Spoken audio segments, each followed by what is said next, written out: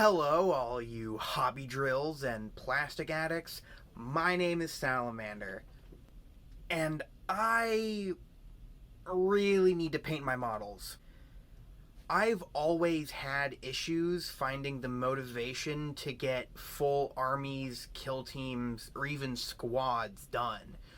If you look at my full collection of minis, which is a lot of fucking minis, by the way, you won't see a lot of cohesion. It's a whole lot of 3 Corn Berserkers, 2 Tactical Marines, 4 Orc Boys, for some reason. And a big part of the reason why is because, well, like I said, I just don't have the motivation to get a bunch of models painted. So, I figured it might help me a bit with that if I were to start showing you the models. Getting my models painted by utilizing the power of public shame. So, let's get my mug off the screen and let's look at some models. So, just to start, I gotta say that most of these episodes are not gonna have this kind of output.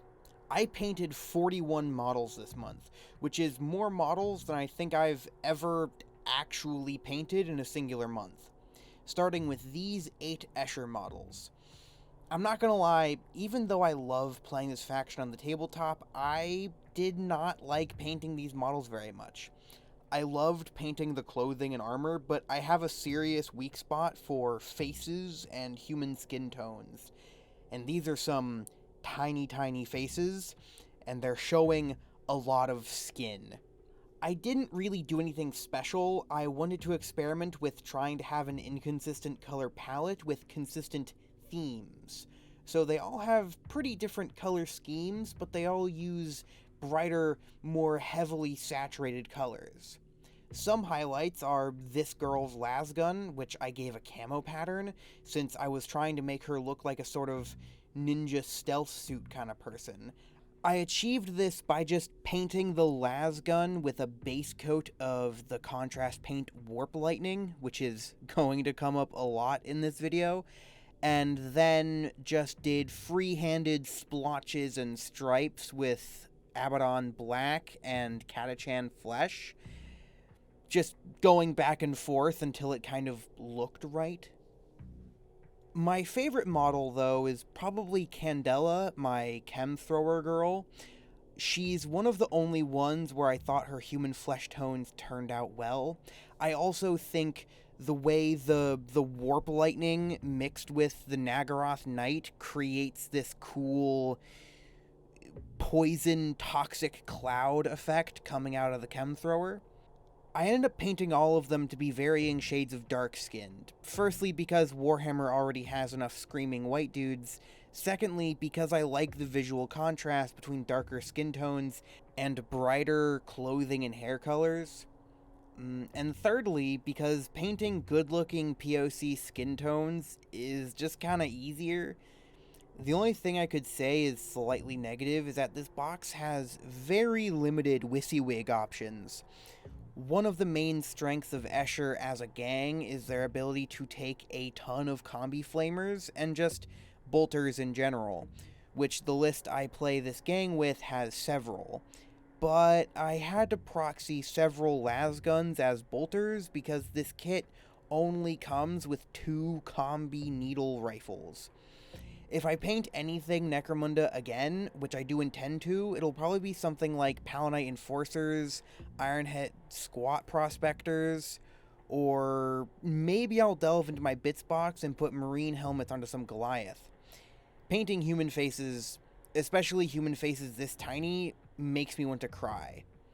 But I love these sculpts, and them being at 32mm scale means they're packed with detail and tons of character, even if they took me massively out of my comfort zone. Next up, we have an Ironjawz Gouged Eye Blitzbowl team. Now, this came with the Blitzbowl box set, which means there were only 6 green skins to paint instead of the regular 11 of a Blood Bowl team. It went pretty quickly, but I ran into a few issues. The sculpts have a lot of overlapping pieces of armor that make it hard to really get in and get all the fine details. In fact, I think even now you can still see a few spots where the primer or my brush couldn't reach. However, as with all greenskin models, it's clear that the designers had a ton of fun while making it. I had a ton of fun doing the free-handed stripes on all the armor, probably the highlight of this particular kit. In terms of painting intention, I painted them up like Ironjaws, gold armor with black stripes, because I wanted to be able to proxy these guys in for brutes or Ardboys in a future Ironjaws force. The lore reason will be that the clan of Ironjaws I'm fielding just sends aspiring Ardboys into Nuffle's Chaos Realm, which is presumably where the Blood Bowl universe is located. Those aspirants who return to the mortal realms with bountiful tales of glory gained on the pitch have a tendency to like wearing their old gear as a status symbol. I also painted their bases goblin green, or, well, in this specific instance, moot green over Astra Granite. I wanted to both make their bases look like they were on a football pitch and also pay homage to the goblin green bases of yesteryear, even if I did paint the rim a different color as a slight concession to modernity. Following this, we get into the real theme of this and probably the next couple of months' painting logs: Heresy-era Marines. Yeah, so at the start of the month, I split the Horus Heresy 2.0 Age of Darkness box with my friend Alex. We split it halfsies, and I decided to paint my side as the 18th Legion, the Salamanders. So, to start, I batch painted the first 10-man squad of tacticals. For this, I mostly just painted the entire model Warp Lightning, and then painted the backpack, gun, and shoulders black. It's not a super complicated scheme to batch paint, especially not with most of the model being one of the easiest contrast paints to use. I decided to angle the sergeant's crest perpendicular to his head like a mohawk and painted it Troll Slayer orange. This intentional reference to the Slayers of the old world gave me an idea for his backstory. He earned his rank of sergeant with a ruthless leadership style that emphasizes aggression and leaping headlong into danger. He took up the name Hakan the Slayer and has served in my Praetor's company loyally ever since. Moving on, I painted the Praetor herself. This one requires a bit more explanation. How did I paint her a metallic green? Well, I didn't. Contrast paints are a form of translucent paint. They're not opaque like base or layer paints. I wanted my Praetor to stand out more, so I painted all of her armor Leadbelcher and then painted Warp Lightning on top of it. The result is the color of the contrast paint overtaking the gray of Leadbelcher, but still retaining its metallic effect, essentially giving me a metallic green color. I painted her Paragon Blade Calidor blue and then did an edge highlight of White Scar, something I'll try to replicate later and then fail. For her base, it's actually slightly larger than it should be. Not so much larger that it impacts gameplay, but just large enough to where I think I'd get dirty looks at a tournament. The reason why it's in this bizarre middle ground of slightly larger than 40mm base but only by like half a millimeter is because the base itself is from the Household Knights kit from Conquest Last Argument of Kings. The Household Knights came with these textured bases and I ended up not using them. And I thought the idea of her standing triumphantly over the symbol of her entire legion, the skull of a dead dragon, would look sick. Evidently, I was right. I chopped up the base until the little rubble part she stands on fit, and then painted the rest of the base to match. So she's standing triumphant over the skull of a dragon in an urban environment, I suppose. Weirder things have happened. There's 2 plagues happening right now.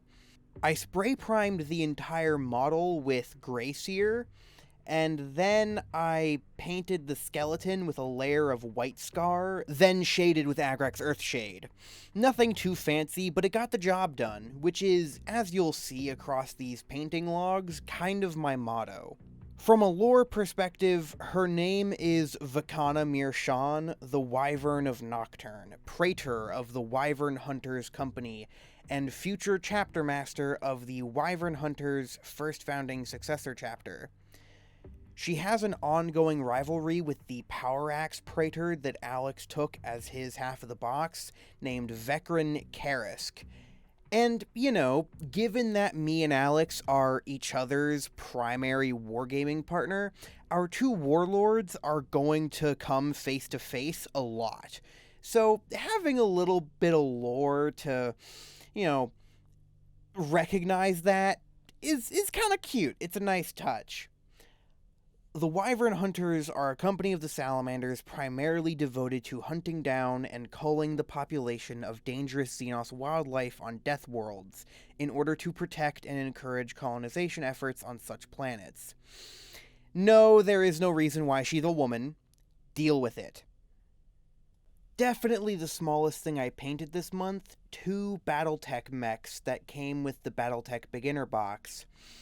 I've always stayed on the periphery of Battletech, mostly just playing some of the video games, so when I saw a copy of the core rulebook, 2 models, a playmat, and a bunch of data sheets to proxy those models for other models, all for only $25 at Barnes & Noble's, I needed to get it. These models came pre-assembled, so obviously they're monopose. However, I quite enjoyed painting them. They were super quick to paint, since I kind of just slapped a bunch of contrast paints onto them, painted the metallic bits, and then slammed Agrax Earthshade on the whole thing. I can't really say much more about these guys. They were quick to paint and worked really well with the contrast paints, since they have a lot of crevices and panel lines. I painted one Warp Lightning and the other Shyish Purple. I also made the base Moot Green, again. Now, shooting back over to Horus Heresy, we got 5 Cataphracti Terminators. Only 5 because my spray primer went kaput while constructing them.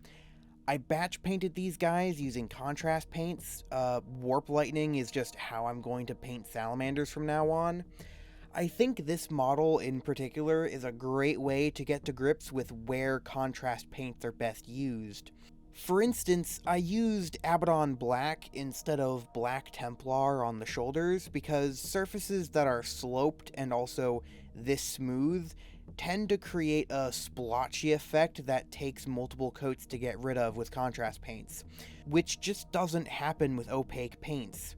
So it was actually faster and would have taken less coats to just use Abaddon Black instead of the contrast equivalent. I said it both ways. So now I've pissed off the most amount of people.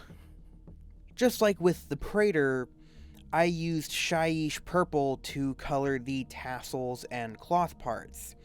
But this time, it ended up looking much more black than on the Praetor's cape. It doesn't look totally black, it's still obviously shaded a different color, and I think it made a cool effect. I wasn't as happy with my attempts at painting Muzzleburn on the Flamer. I just painted Nagaroth Knight onto Balthazar Gold and then washed it with Agrax Earthshade. As you can see, I'm a Custodes player at heart because I paint all of my power swords blue. Just like with the Paragon Blade, I tried to edge highlight the blue with White Scar, but that didn't work very well due to how small the power sword was. And eventually I just painted the whole thing Calidor blue and called it a day. Maybe next time I paint a power sword, I'll try to paint the whole thing white and then paint the edge blue to give a kind of glowy effect. I don't know, I'm still trying to figure out power swords. However, just because my spray primer died doesn't mean we're out of models to paint. No siree. I still have, a lot of 100 Kingdoms to paint. With 2 entire primed and partially painted men-at-arms units, I decided to take this opportunity to bang out the rest of the first unit super quickly. I realized that if you paint the entire model in shyish purple and then just pick out the details, it literally shaves off hours of work, turning what would be a 3 or 4 hour job into a 2 hour one. Are these guys gonna win any golden demons or crystal brushes? Well, no. In fact, you can even see that the backs of their shields aren't painted. But, they're good enough. And any flaws with the paint job fade into the background when they're all amassed like this. I mean, if you stand 3 feet away and look above, which is about how you'll actually be seeing the model on the tabletop, you can't see most of the mistakes or the unpainted shield backs. And that is all I painted this month. 'Twas a lot of models. I was on fire this month.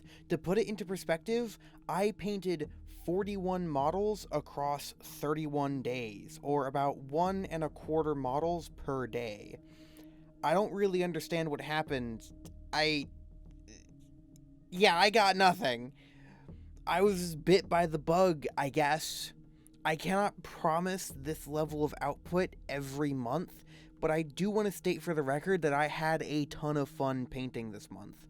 Painting so much in so little time leaves plenty of room for trial and error, and I feel like I learned a lot in just this 1 month of painting. Basing, edge highlighting, shading, kit bashing, staying up all night several nights in a row painting models, I did it all. I figured since this series is meant to shame me into painting my models, I'd do a comparison between my plastic shame at the start of the month versus my plastic shame now. Huh, that's pretty good, I'd say. The only box we really completed was the Battletech beginner box, since I still have 2 more unpainted Escher who just didn't go on my list. But assuming I complete the Reichland Reavers Blitzbowl team next month, we should be set up to have a much lighter pile of plastic shame by the end of August. If you liked this video, please check your room for any dirty cups, and bring them to the kitchen. And now, I'm gonna go sleep. Perfect. Time to cook.